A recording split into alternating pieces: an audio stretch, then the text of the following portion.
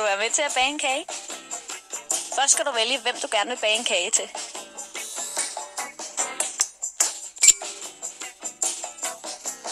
Okay, nu gælder det om at finde en rigtig god forklædning. Hvad for en skal vi vælge?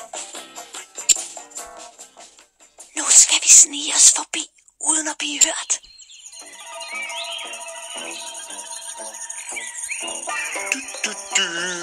En, to, og der er 3. Hvad i alverden er det? Vi må prøve igen med en anden forklædning. Nu skal vi snige os forbi, uden at blive hørt.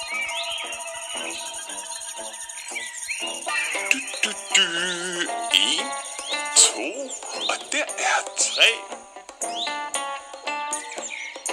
Og 4, og... Yes, vi klarede det. Du er en mega god spion. Nu skal vi tage billeder af det, kagen skal ligne. Det tror jeg er den helt rigtige smag til kagen, det der. Ja, sådan skal kagen se ud.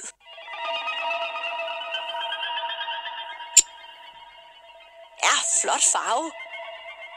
Godt klaret. Lad os komme tilbage i kagehuset. Okay, kagespion, lad os se, hvad vi har fundet.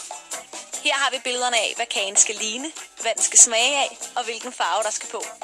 Kig godt på dem, så vi kan få lavet den helt rigtige kage. Vi starter med at lave en dej. Vi skal have blandet alle ingredienserne. Den er god. Ja, den skal i. Yes, den skal i. Ja, den skal i. Det er fedtet, det her. Det smager sådan lidt sødt i det. Yes, den skal i. Den er god.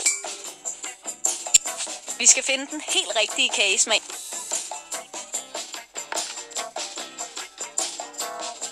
Ej, det tror jeg ikke er den helt rigtige. Det tror jeg, han bliver glad for, det her. Så skal der blandes. Skal det være med fingrene eller med håndmikseren?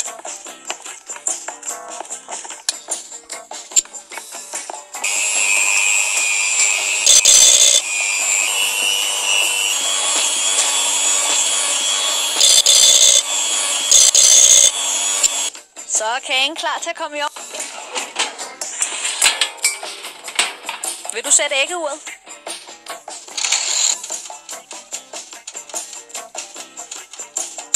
Så er der vist en kage. Den dufter godt. Nu er det tid til at skære kagen ud i den helt rigtige form. Så er det med at have tungen lige i munden.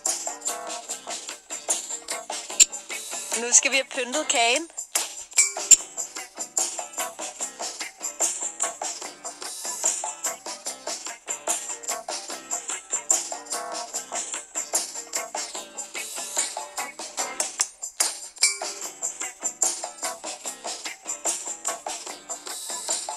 Så er kagen færdig.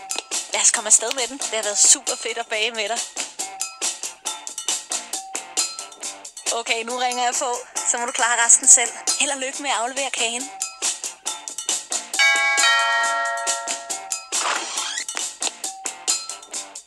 Nej, hvor ser den kage lækker ud. Er den til mig? Tusind tak. Kom med indenfor. Skal vi ikke smage på kagen? Nej, det er den bedste kage, jeg nogensinde har smagt. Den smager jo af pandekager med is. Det er min livret.